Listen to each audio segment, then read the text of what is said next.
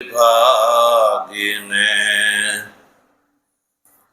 व्योमवद्व्याप्तदेहाय दक्षिणामूर्तये नमः। ओम शांति शांति शांति। तत्व जिज्ञासु सज्जनों, भगवत कृपाथी श्रीमद् भगवद गीताना शांकर भाष्य सहित स्वाध्यायात्मक विचार क्रम में कर्मयोग नामक तृतीय अध्यायना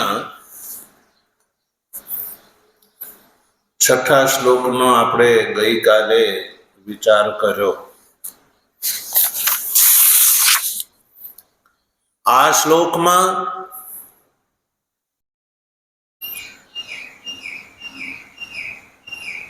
भाष्यकार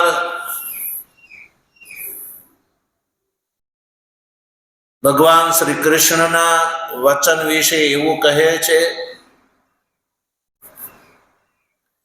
के जे अनात्मज्ञ छे, केवो अनात्मज्ञ एटले आत्म तत्वनो बोध जेने नथी थयो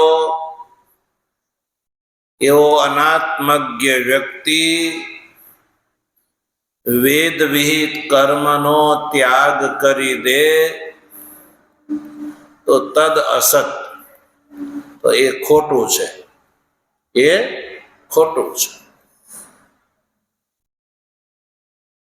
अनात्मज्ञ ए वेद विहित कर्म करवा जोईए अने जो मोहथी छोड़ी दे तो तद असत, ये बात खोटी छे। एवं भगवान श्री कृष्णए आ छठा श्लोक में कह्यु अने भगवान श्री कृष्णए आवा अनात्मज्ञ व्यक्ति ने मिथ्याचारी कह्यो। छठा श्लोक में शू कह्यु एने? मिथ्याचारी, के जे विमूढ़ात्मा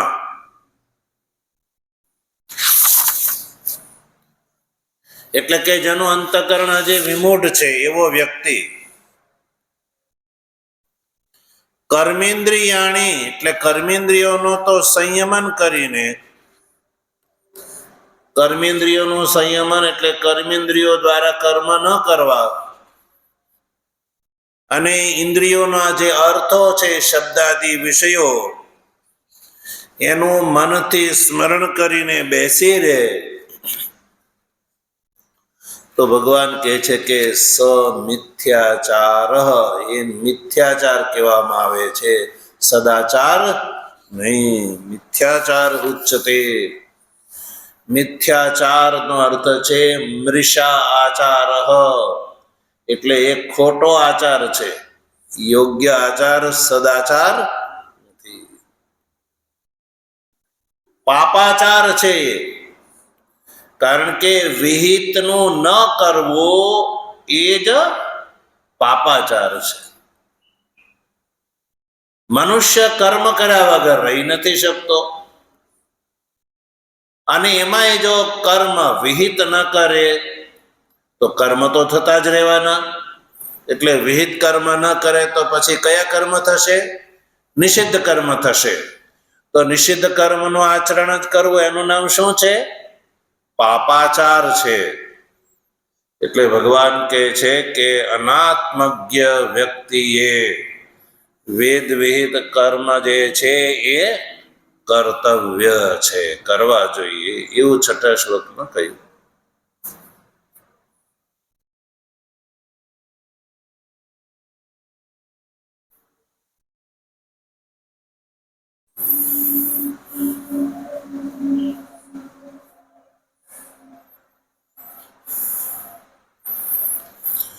એટલે સજ્જો અનાત્મજ્ઞ વ્યક્તિ જે છે એ વિહિત કર્મ ન કરે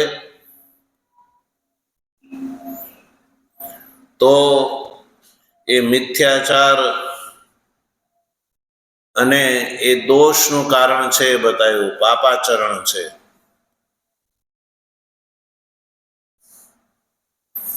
હવે જે વિહિત કર્મનું અનુષ્ઠાન કરે છે, જે અનાત્મજ્ઞ જે વિહિત કર્મ છે એનું અનુષ્ઠાન જે કરે છે,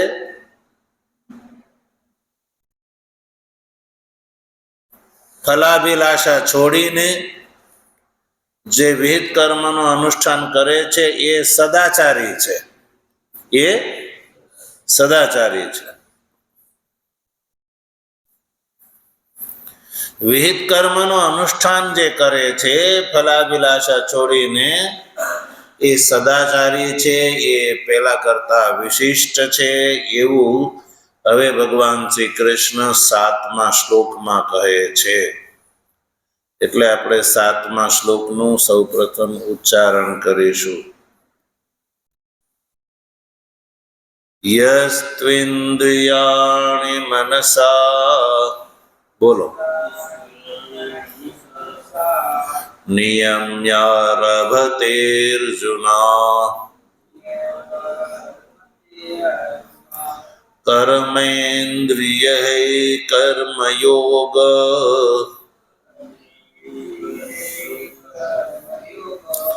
મસક્તઃ સવિશિષ્યતે.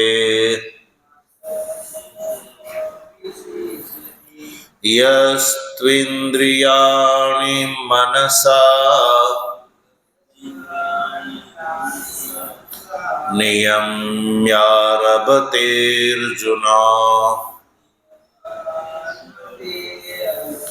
કર્મેન્દ્રિયૈ કર્મયોગ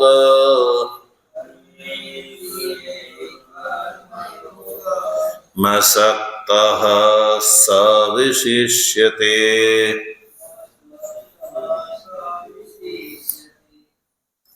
તો ભગવાન કહે છે કે જે વિહિત કર્મનું અનુષ્ઠાન કરે છે ને એ વિશિષ્ટ છે. ફલાભિસંધિ છોડીને જે વિહિત કર્મનું અનુષ્ઠાન કરે છે એ વિશિષ્ટ છે. અને જે અનાત્મજ્ઞ વિહિત નો ત્યાગ કરી દે છે અને ઇન્દ્રિયોથી અર્થનો ચિંતન કરે છે એ મિથ્યાચારી છે. તો જોઈએ આપણે 7મા શ્લોકમાં શું કહે છે. તો સૌ પ્રથમ સંધિ વિગ્રહ કરીએ. યસ્ત્વિન્દ્રિયાણી એ જે પદ છે એમાં 3 શબ્દ છૂટા પડશે. યહ, તું અને ઇન્દ્રિયાણી. પછી મનસા, પછી નિયમ્યારભતેર્જુના, એમાં 3 પદ છૂટા પડશે. નિયમ્ય, આરભતે અને અર્જુન. નીચે દેખો, કર્મેન્દ્રિયૈ, પછી કર્મયોગ મસક્તઃ, એમાં 2 પદ છૂટા પડશે. કર્મયોગમ અસક્તઃ સ વિશિષ્યતે. તો સજ્જનો, આ રીતે આપણે સંધિ વિગ્રહ કર્યો. અને હવે આ જે શ્લોકસ્થ જે પદો છે એને આપણે વાક્યક્રમમાં ગોઠવીશું, જેથી કરીને આપણને શ્લોક નો જે અર્થ છે એ વાક્યના અર્થના રૂપમાં આપણી સામે આવી જાય.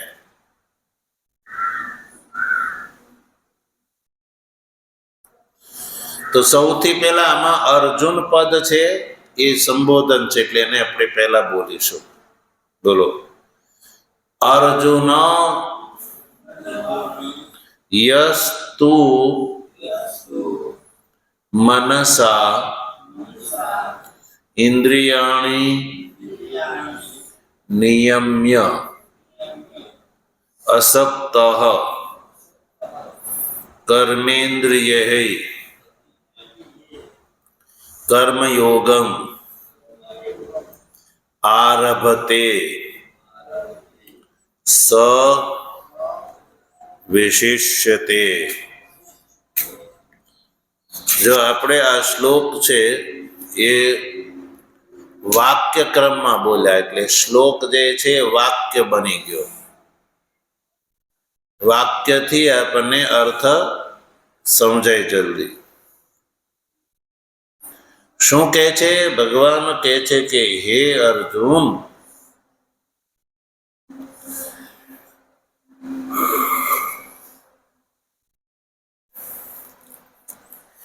યસ્તુ એટલે કે પહેલાની અપેક્ષા. પહેલાની અપેક્ષા એટલે કે જે વિહિતનો ત્યાગ કરીને. છઠ્ઠા શ્લોકમાં શું કહ્યું હતું? જે અનાત્મજ્ઞ વિહિત કર્મનો અનુષ્ઠાન નથી કરતો તો એ મિથ્યાચારી છે એવું કહ્યું. એની અપેક્ષા યસ્તુ પુનઃ મનસા ઇન્દ્રિયાણી નિયમ્ય, મનથી ઇન્દ્રિયોનો નિયમન કરીને.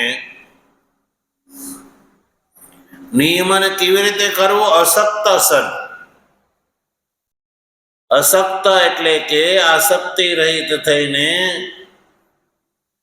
મનથી ઇન્દ્રિયોનું નિયમન કરીને કર્મેન્દ્રિય કર્મયોગમ આરભતે, કર્મેન્દ્રિયો દ્વારા કર્મયોગનું અનુષ્ઠાન કરે છે. સ વિશિષ્યતે, આ વ્યક્તિ પહેલા કરતા વિશિષ્ટ છે. પહેલો શું કરે છે? કર્મયોગનો ત્યાગ કરીને ઇન્દ્રિયો દ્વારા ઇન્દ્રિયોના અર્થનું સ્મરણ કરે છે, તો એ મિથ્યાચારી છે. અને જે મનથી ઇન્દ્રિયોનું સંયમન નિયમન કરીને કર્મેન્દ્રિયો દ્વારા કર્મયોગનું અનુષ્ઠાન કરે છે, તો સજ્જનો સ વિશિષ્યતે એટલે એ સદાચારી છે. બોલો, એ સદાચારી છે, એ વિશિષ્ટ છે. એ ફળનો ભાગીદાર થાય છે અને પહેલો ફળનો ભાગીદાર થતો નથી. બેમાં ફેર શું છે? જો પહેલો વ્યક્તિ જે અનાત્મજ્ઞ એ કર્મેન્દ્રિયો દ્વારા કર્મયોગ છોડીને કર્મેન્દ્રિયોના અર્થને મનથી સ્મરણ કરે છે, તો એ મિથ્યાચારી. અને એનાથી ઉલટું એ છે કે જે મનથી ઇન્દ્રિયોનું સંયમન કરીને કર્મેન્દ્રિયો દ્વારા કર્મયોગનું અનુષ્ઠાન કરે છે, તો એ સદાચારી છે.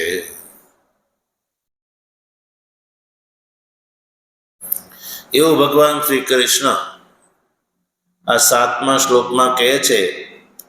અને આવું કહીને ભગવાન શ્રી કૃષ્ણ અર્જુનને એવું કહે છે કે અર્જુન, એટલા માટે તારે જે કર્મયોગનો ત્યાગ નથી કરવાનો, પણ કર્મયોગનું અનુષ્ઠાન કરવાનું છે. તો જો 7મા શ્લોકનું ભાષ્ય જોઈ લઈએ આપણે. યસ્તુ પુનઃ કર્મણિ અધિકૃત અજ્ઞ બુદ્ધિ ઇન્દ્રિયાણી મનસા નિયમ્ય આરભતે અર્જુન કર્મેન્દ્રિયૈ વાક્પાણ્યાદિભિः કિમ આરભતે ઇતિ આહ કર્મયોગમ અસક્તઃ સન ફલાભિસંધિવર્જિતઃ સ વિશિષ્યતે ઇતરસ્માદ મિથ્યાચારાત. યસ્તુ પુનઃ જે પાછો પૂર્વની અપેક્ષા કર્મણી અધિકૃત કર્મમાં જે અધિકૃત છે અને અજ્ઞ કર્મમાં કર્મનો અધિકારી જે અજ્ઞ વ્યક્તિ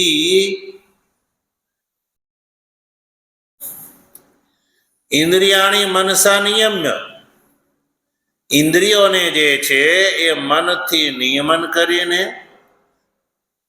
ઇન્દ્રિયોનું મનથી નિયમન કરીને મનસા નિયમ્ય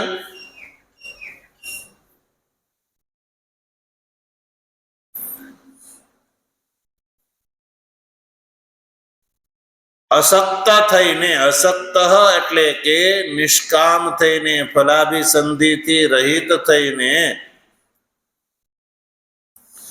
કર્મેન્દ્રિય એટલે વાક્પાન્યાદિ કર્મેન્દ્રિયો દ્વારા કર્મયોગમ આરભતે કર્મયોગનો જે અનુષ્ઠાન કરે છે આરંભ કરે છે સવિશિષ્યતે એ અર્જુન સવિશિષ્યતે સ એટલે આવો જે અધિકારી છે એ વિશિષ્ટ છે ઇતરસ્માદ મિથ્યાચારાત પૂર્વમાં કહેલો જે છે ને મિથ્યાચારી કરતા આ વિશેષ છે સ્તુત્ય છે સજ્જનો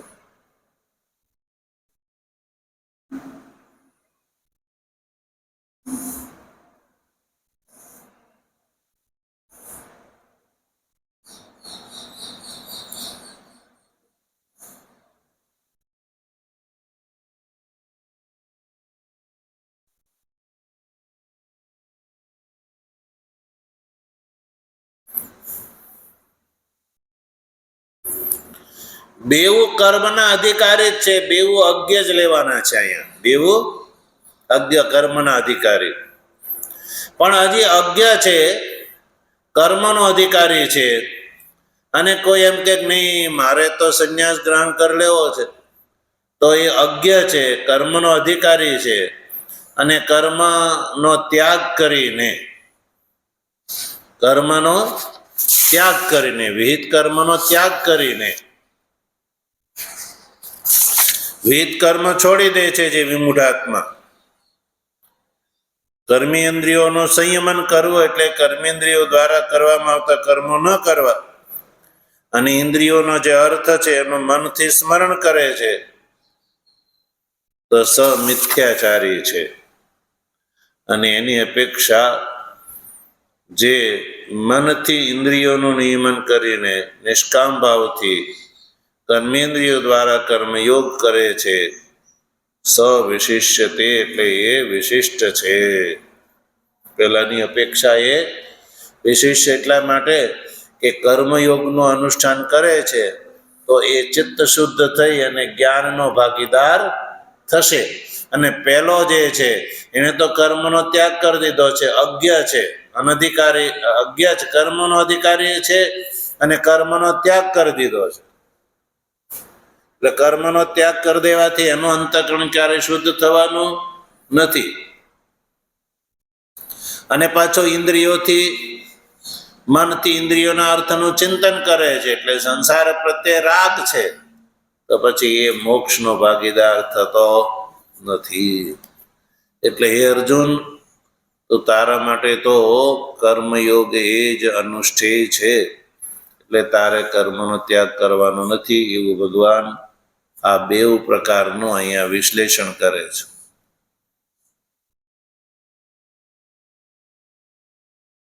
તો સજ્જનો 7મા શ્લોકના ભાષ્યમાં કોઈ ખાસ કંઈ છે નહીં જે આપણે સમજી ચૂક્યા છીએ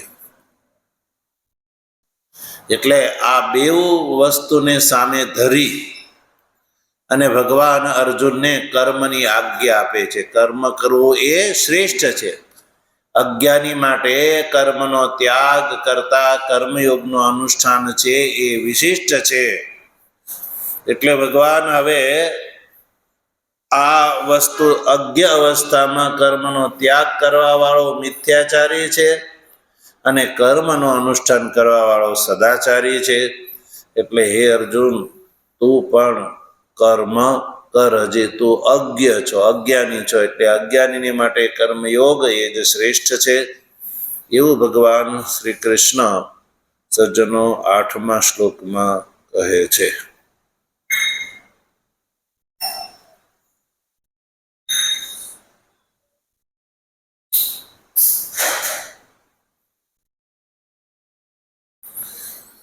તો જો 8મા શ્લોકમાં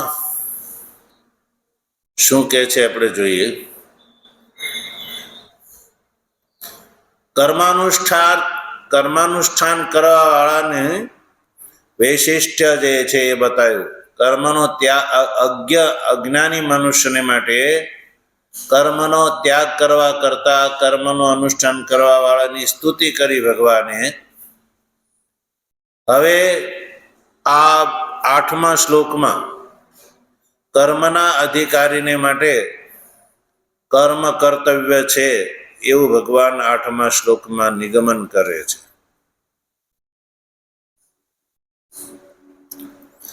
યત એવમ અતઃ. યત એવમ, યત મને જે કારણે આવું છે, જે કારણે કર્મનો ત્યાગ કરવા કરતા કર્માનુષ્ઠાન છે એ વિશિષ્ટ છે. અતઃ મને એટલા માટે હે અર્જુન તું પણ કર્મ કર. કર્મનો ત્યાગ તારા માટે શ્રેષ્ઠ નથી, પણ કર્મનો અનુષ્ઠાન તારા માટે શ્રેયસ્કર છે. ભાઈ, અને અર્જુને કહ્યું હતું ને, તદેકમ વદ નિશ્ચિત્ય યેન શ્રેયો હમાપ્નુયામ. હું જે રીતે શ્રેય પ્રાપ્ત કરું એ રીતે ભગવાન તમે જ મને નક્કી કરીને કહો કે મારે કર્મ કરવાના છે કે કર્મનો સંન્યાસ કરવાનો છે, એ તમે મને કહો. તો ભગવાન અહીંયા અર્જુનને માટે કહી રહ્યા છે કે અર્જુન તારા માટે કર્મયોગ એ જ શ્રેષ્ઠ છે, એવું 8મા શ્લોકમાં કહે છે. તો જો આપણે 8મા શ્લોકનું ઉચ્ચારણ કરીએ. નિયતમ કુરુ કર્મ ત્વમ. બોલો. કર્મ જ્યાયો હ્યકર્મણઃ શરીર યાત્રાપી ચ તે ન પ્રસિદ્ધ્યેદ કર્મણઃ. નિયતમ કુરુ કર્મ ત્વમ કર્મ જ્યાયો હ્યકર્મણઃ શરીર યાત્રાપી ચ તે ન પ્રસિદ્ધ્યેદ કર્મણઃ.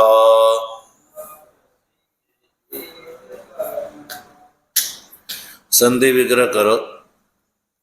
નિયતમ કુરુ કર્મ ત્વમ કર્મ જાયઃ. હ્ય કર્મણ છે ને, એમાં બે શબ્દ છૂટા પડશે, હિ અને અકર્મણ. પછી નીચે શરીર યાત્રા અપી અને શરીર યાત્રા અપી ચ તે ન પ્રસિદ્ધ્યેદ કર્મણ છે ને, એમાં વર્ણ સંમેલન છે, એને છૂટું પાડતા પ્રસિદ્ધ્યેદ અકર્મણ એવો શબ્દ છૂટો પડશે. તો હવે આ જે છૂટા પાડેલા પદો છે એને આપણે વાક્યમાં ગોઠવીએ અને ભાષ્યકારે જે પદોનું વ્યાખ્યાન કર્યું છે એને આપણે વાક્યાર્થ ક્રમથી જ સમજીશું. તો જો સૌથી પહેલા ભગવાન શ્રી કૃષ્ણએ આ શ્લોકમાં અર્જુનના માટે કોઈ અલગથી સંબોધન નથી કર્યું. તો સંબોધનનો અધિકાર 7મા શ્લોકથી ચાલુ છે. 7મા શ્લોકથી સંબોધનનો અધિકાર ચાલુ છે. એટલે 7મા શ્લોકમાં શું સંબોધન હતું અર્જુનને માટે? અર્જુન એવું. તો અહીંયા પણ ઉપરથી લગાડી શકાય, હે અર્જુન. બોલો. ત્વમ નિયતમ કર્મ કુરુ.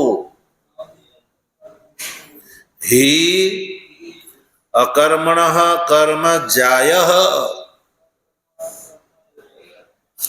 અકર્મણઃ તે શરીર યાત્રા અપી ન ચ પ્રસિદ્ધ્યેત. તો આપણે શ્લોકને વાક્યમાં બોલી ચૂક્યા. ભગવાને શું અર્જુનને કહ્યું? ભગવાને કહ્યું કે હે અર્જુન, ત્વમ એટલે તું નિયતમ કર્મ કુરુ. નિયતમ એટલે જે વિહિત છે, વેદ વિહિત જે કર્મ છે એ કર્મ કુરુ એટલે તું કર્મ કર. હિ કારણ કે અકર્મણઃ કર્મ જાયઃ કર્મ નહીં કરવા કરતા કર્મ કરવા એ શ્રેષ્ઠ છે. અને બીજી વાત એ પણ છે કે અકર્મણઃ યદિ તું કર્મ નહીં કર તો તે શરીર યાત્રા આપી ચ ન પ્રસિદ્ધિ. તો તું કર્મ નહીં કર તો તારી શરીર યાત્રા એટલે જીવન પણ નહીં ચાલે. ભાઈ બેઠા બેઠા તને કોઈ નહીં ખવડાવે. શરીર યાત્રા માટે પણ કર્મ તો કર્તવ્ય જ છે. શરીર યાત્રા એટલે ભાઈ આ શરીર દાલ રોટી તો ખાવી જ પડશે ને, એ તો જોશે ને. એટલે એ માટે તો તારે કર્મ કરવા જ પડશે. એટલે તો કર્મથી તું ભાગી નહીં શક ભાઈ. આવું ભગવાન શ્રી કૃષ્ણ આ શ્લોકમાં કહે છે. હવે આપણે આ અન્વય ક્રમ પ્રમાણે જ ભાષ્ય સમજીશું. ભગવાન કહે છે કે હે અર્જુન, એ પાછલા શ્લોકનું સંબોધનને અહીંયા ગ્રહણ કરવાનું છે. જો ભાષ્યનું ઉચ્ચારણ પહેલા કરી લો ખાલી. નિયતમ નિત્યમ યો યસ્મિન કર્મણિ અધિકૃતઃ ફલાય ચ અશ્રુતમ તન્નિયતમ કર્મ તત કુરુ ત્વમ હે અર્જુન. યતઃ કર્મ જાયઃ અધિકતરમ ફલતઃ હિ યસ્માત અકર્મણઃ અકરણાદ અનારંભાત કથમ શરીર યાત્રા શરીર સ્થિતિ અપી ચ તે તવ ન પ્રસિદ્ધેત પ્રસિદ્ધિમ ન ગચ્છેત અકર્મણઃ અકરણાત અતો દ્રષ્ટઃ કર્મ અકર્મણો વિશેષો લોકે. જો આપણે હવે વાક્યક્રમ પૂછીએ. કહે છે કે હે અર્જુન, ત્વમ નિયતમ કર્મ કુરુ. ત્વમ એટલે અર્જુનને ઉદ્દેશીને કહે છે કે અર્જુન એટલે હે અર્જુન, તું નિયતમ કર્મ કુરુ. નિયત કર્મ જે છે ને એ નિયત કર્મ, નિયત કર્મ તો તું કર. તો તમે થાય કે નિયત કર્મ એટલે તો નિયત કર્મ શબ્દનો અર્થ છે નિત્યમ. નિયતમનો અર્થ છે નિત્યમ. નિત્યમ એટલે શાસ્ત્ર દ્વારા ઉપદિષ્ટ. શાસ્ત્રે જેનો ઉપદેશ કર્યો છે એ અર્જુન એ નિયતમ કર્મ છે. એ કર્મનું અનુષ્ઠાન તું કર. નિયતમ નિત્ય કર્મ. નિયતમનો અર્થ છે નિત્ય કર્મ તો તું કર. નિત્ય કર્મનો ત્યારે ત્યાગ કરવાનો નથી સજ્જનો. તો પછી પ્રશ્ન ઉભો થાય સજ્જનો કે કયા નિત્ય કર્મ હશે? કિમ તદ નિત્યમ? નિત્ય કર્મ કયા? તો ભાષ્યકાર સ્પષ્ટ કરે છે. જો યો યસ્મિન કર્મણિ અધિકૃતઃ, જે વ્યક્તિ જે કર્મનો અધિકારી છે એ કર્મ એ વ્યક્તિના માટે નિત્ય કર્મ છે.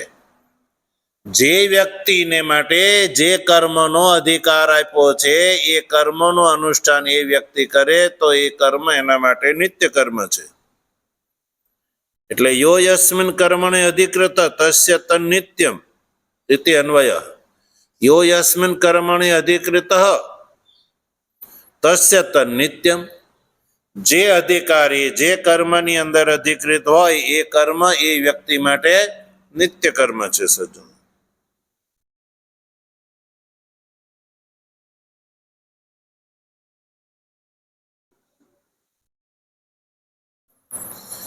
यदि એવું કહેશો કે જો જેમાં અધિકારી છે એ એના માટે નિત્ય કર્મ છે એવું કહેશો તો સ્વર્ગાદિનું ફળ પ્રદાન કરવા વાળો દર્શપૂર્ણ માસ આદિમાં જે અધિકૃત છે, દર્શપૂર્ણ માસ યાગની અંદર જે અધિકૃત છે તો એ પણ દર્શપૂર્ણ માસ આદિ એ પણ જે છે એ નિત્ય થવા લાગશે. એટલે એ વાતને ધ્યાનમાં રાખીને ભગવાન ભાષ્યકાર લખે છે ફલાય ચ અશ્રુતમ તન નિયતમ કર્મ. ફલાય અશ્રુતમ તો અહીંયા અર્થ છે કે ફલાર્થમ અશ્રુતમ, કે જે ફળ જેનું ફળ નથી, ફળ માટે જે અશ્રુતમ એટલે સ્વર્ગાદી ફળ પ્રદાનના રૂપમાં યન્ન શ્રુતમ.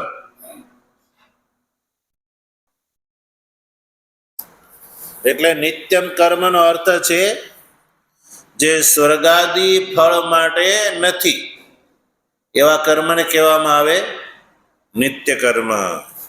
ફલાર્થમ અશ્રુતમ સ્વર્ગાદી ફલ પ્રદત્વેન યન્ન શ્રુતમ તત નિયતમ નિત્યમ કર્મ, એને સજ્જનો નિત્ય કર્મ કહેવામાં આવે છે.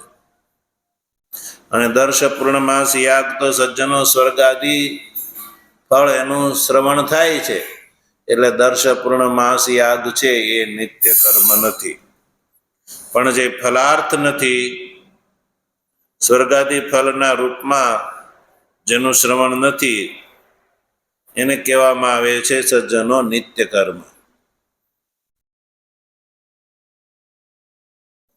એટલે તો પછી કામ્ય કર્મ તો કઈ નહીં, કામ્ય કર્મ પણ નહીં. કામ્ય કર્મથી ભિન્ન કર્મ એને કહેવામાં આવે નિયતમ.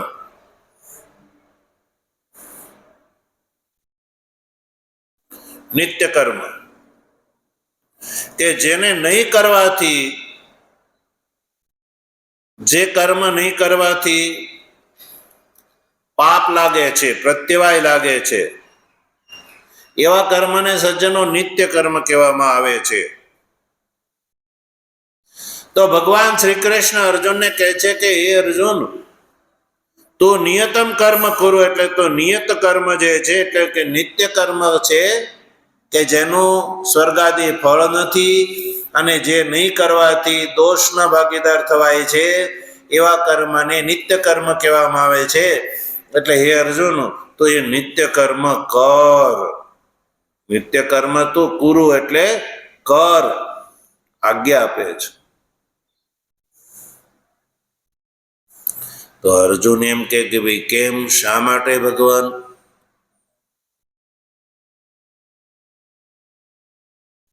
યતઃ, તો ભગવાન કહે છે કે યતઃ એટલા માટે કે કર્મ જાય,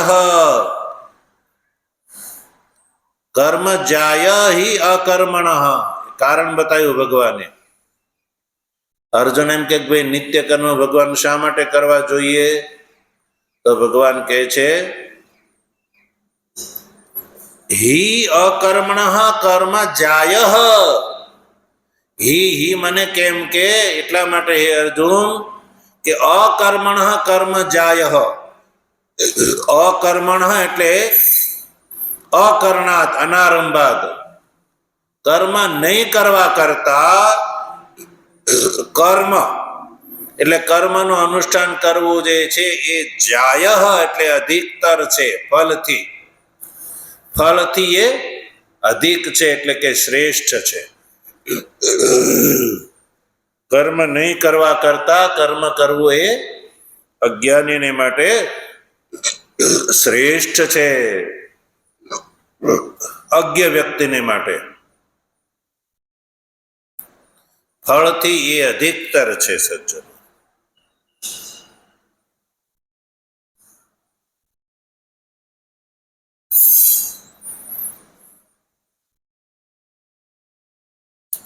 અને તું ક્ષત્રિય છો એટલે ક્ષત્રિય હોવાના નાતે તું યુદ્ધ રૂપી કર્મની અંદર અધિકૃત છો. એટલે યુદ્ધ કર્મ જે છે એ તારું નિયત કર્મ છે, એટલે કે નિત્ય કર્મ છે, એ તું કર.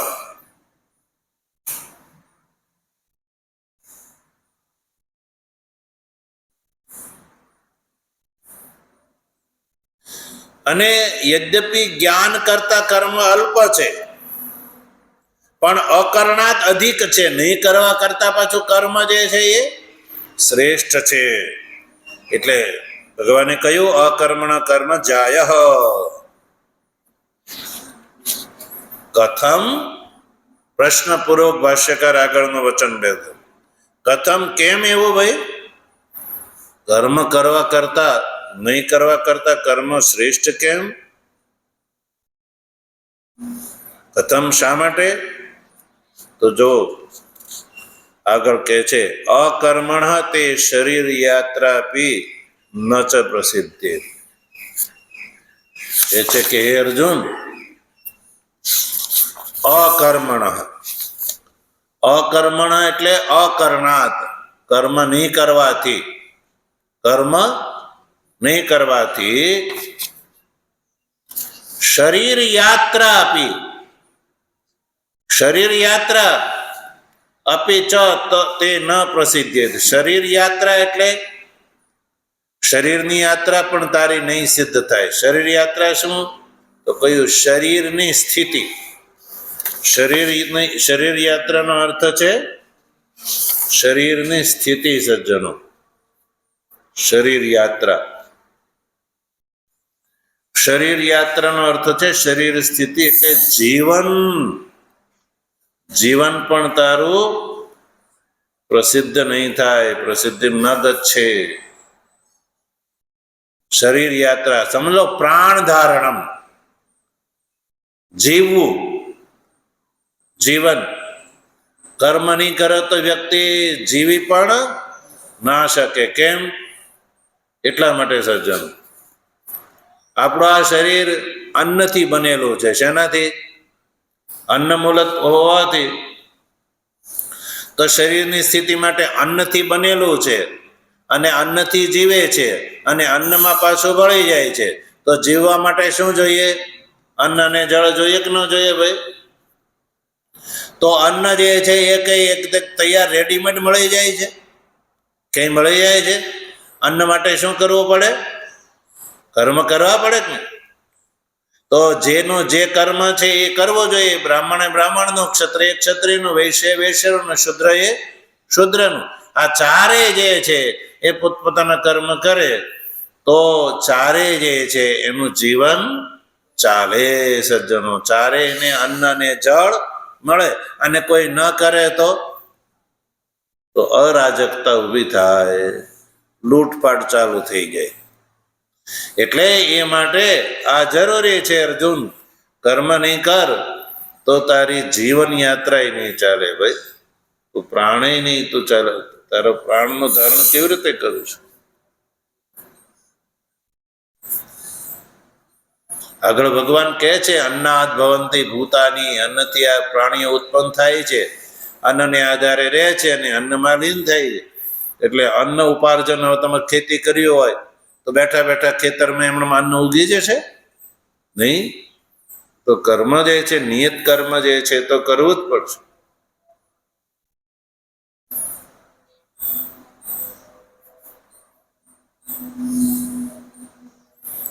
અને અહીંયા એક વ્યક્તિની શરીર યાત્રાની વાત નથી સજ્જનો, સમગ્ર સમાજ સંરચનાની વાત છે. એવું નથી કે હાલો એક વ્યક્તિ નહીં કર્મ કરે તો એનું શરીર યાત્રા ન ચાલે. એક નહીં, બધા કોઈ કર્મ જ ના કરે તો સમાજની સંરચના જે છે એ ભાંગી પડે સજ્જનો. બ્રાહ્મણ છે અધ્યયન અધ્યાપન છોડી દે, ભણાવવાનું છોડી દે તો પછી લોકો અનપઢ રહી જાય. પછી ક્ષત્રિય છે સજ્જનો, એનું યુદ્ધ રૂપી કર્મ પ્રજાનું રક્ષણ એ છોડી દે તો સજ્જનો શત્રુઓ જે છે એ ચડાઈ કરી અને રાજ્યનું ધન સંપત્તિ લૂંટી જાય, એટલે રક્ષા પણ જરૂરી છે. વૈશ્ય છે એ વ્યાપાર અને ખેતી ન કરે તો સજ્જનો વ્યાપાર અને ખેતી છોડી દે તો અન્ન ઉત્પન્ન નહીં થાય તો લોકો ખાશે શું? ચારે વર્ણને માટે ઉત્પન્ન કરે છે. જો આ જે વ્યવસ્થા કેવી છે, બ્રાહ્મણ જે છે એ શું કાર્ય કરે છે? બધાને ભણાવવાનું. ક્ષત્રિય શું કરે છે? રક્ષા, અને રક્ષા કરે તો જ મનુષ્યનું જીવન સંભવ છે. અને કેવલ રક્ષાથી પણ નહીં, અન્ન જળ જોઈએ તો વૈશ્ય જે છે એ બધાના માટે અન્ન ને જળ ઉત્પન્ન કરે છે, અને ક્ષત્રિય છે બધાની રક્ષા કરે છે, ચારે વર્ણની રક્ષા કરે છે. વૈશ્ય જે છે વ્યાપાર અને ખેતી કરે છે તો એના કારણે ચારે વર્ણની અન્ન ને જળ મળે છે. અને શૂદ્ર જે છે તકનીકી કાર્ય કરે છે, તકનીકી સંસાધન ઉત્પન્ન કરે છે, તો એ બધું છોડી દે તો એ ચારે વર્ણ માટે કરે છે.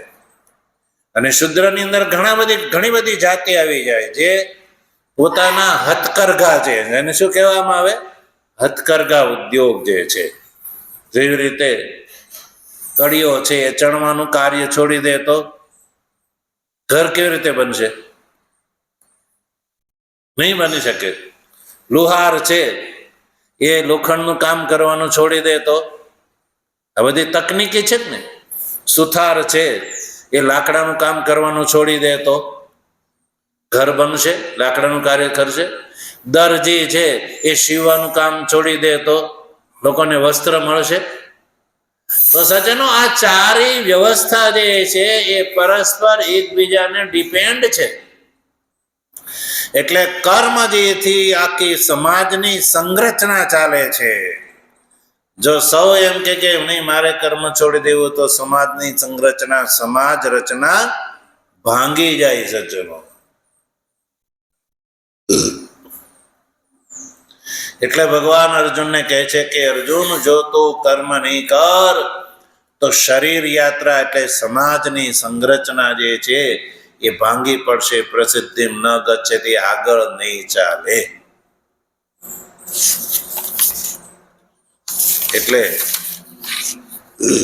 એટલે કર્મ જે છે એ સર્વને માટે કર્તવ્ય છે.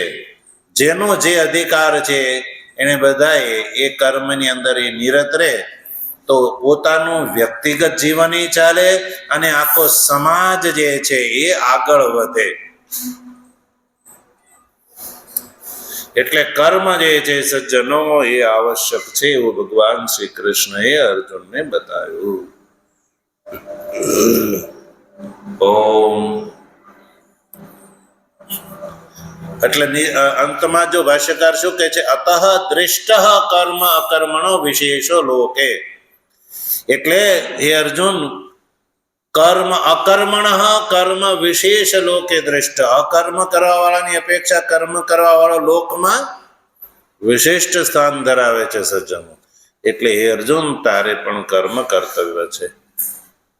ઓમ વસુદેવ સુતમ દેવમ કંસ ચાણૂરમર્દનમ દેવકી પરમાનંદમ કૃષ્ણં વંદે જગદ્ગુરુ. મૂકં કરોતિ વાચાલં પંગું લંઘયતે ગિરિં યત્કૃપાતમહં વંદે પરમાનંદમાધવં. શંકરં શંકરાચાર્યં કેશવં બાદરાયણં સૂત્રભાષ્ય કૃતૌ વંદે ભગવन्तૌ પુનઃ પુનઃ. ઈશ્વરો ગુરુરાત્મેતિ મૂર્તિભેદ વિભાગિને વ્યોમવદ્વ્યાપ્ત દેહાય દક્ષિણામૂર્તયે નમઃ. ઓમ શાંતિ.